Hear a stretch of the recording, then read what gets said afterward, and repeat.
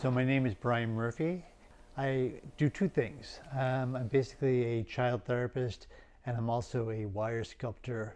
And I try to integrate the two of those works together to create a experience for helping children and to make objects that can be sold. And basically the art is lighthearted, one line, whimsical pieces. And it's called contour drawing. And so basically it's about putting your pencil down on a piece of paper and not picking it up so it's all one line. And because it's all one line, it picks up vibrations that are in the environment so that pieces will start moving and reacting to the people around them. And it's also meant to be things that make you smile and laugh. So it's very happy art. Voila. It's art that's supposed to be about politics and about sociological issues, but mostly about love and about a certain amount of charm and interactions with the art, which makes you smile. So I would say that the art is meant to be a kind of whimsical way of expressing myself in wire. About 25 years ago, I was a therapist in Watertown, Mass. And I was working with a lot of children who were traumatized and were fairly nonverbal. And then I was working with, especially with a bunch of boys who were not able to express themselves in a lot of different ways. So I knew I needed to do something where I could make a connection with them. So at first I had a large box of wood and I had them all come in and we'd like make these big constructions out of wood where we would drill the wood together and make these assemblages. And they would leave with them and take that with them and they'd think about what we talked about. Then one day a boy asked me if he could make a robot, and so we had a pile full of metal, and so we created this robot out of the metal. And then another boy asked if he could make a bird, and we made a bird out of the metal. And pretty soon it just sort of took off as a medium for kids to be able to express themselves, and I got better and better at creating objects myself.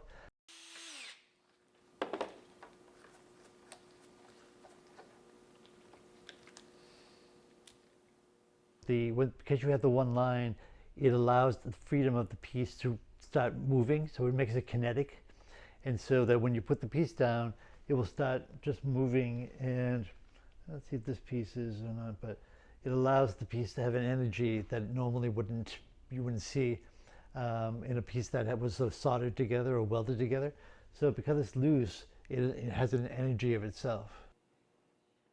I like musical pieces a lot. I think they show a lot of vivaciousness and energy. So just the idea of making something that kind of is energized, that he's showing, like he's playing. So I like that idea of people sort of seeing something that makes them feel like there's another creature there that has energy. And music is a great way of showing that. So the inspiration was actually originally my clients that I was working with. And then later on it was inspired by relationships and love. So I would say a lot of it is about making the expression of how to have love in the world and be loved in the world. So I like to make fun of people who are a little bit too full of themselves or are mean to other people, and just sort of like make a point of saying that these are the type of people that we should laugh at and make fun of rather than listen to what they're saying because of the cruelty of what they do. And also it's meant to be a connection to maybe parent-child or husband and wife or partners, and about how they show love to each other. So that's basically kind of like the inspiration for a lot of the work is connection with others. There's a couple of themes that I really like, which is that people sometimes don't show their internal lives. They kind of keep things to themselves. And so they may have a whole internal world going on that people aren't aware of. So I do a lot of pieces which are about people who work in like an office but really see themselves as like a superhero. And that's usually seen in like their shadows or projections of themselves onto the wall. So that's one thing, which is about internal lives coming out. the other part about it is a idea of transformation. So, because I'm a therapist, I like the idea of people going from one state to another. So I like doing a lot of pieces which are about animals to people. So it might be like half horse, half person. So it'd be the bottom half of is a horse's body, and top is the male person, and it might be a half goat, half something else. So you're transforming from one state to another is another thing that I like to show people about. So yeah, so I like the idea that there is a superhero within, and that sometimes some people can't really show it. So it's almost like a Superman that has sort of Clark Kent and Superman, where he transforms from one state to another. But I think a lot of times people have fantasies about being heroes, and that's what I'm trying to show here is through art, the idea that you can actually be a superhero.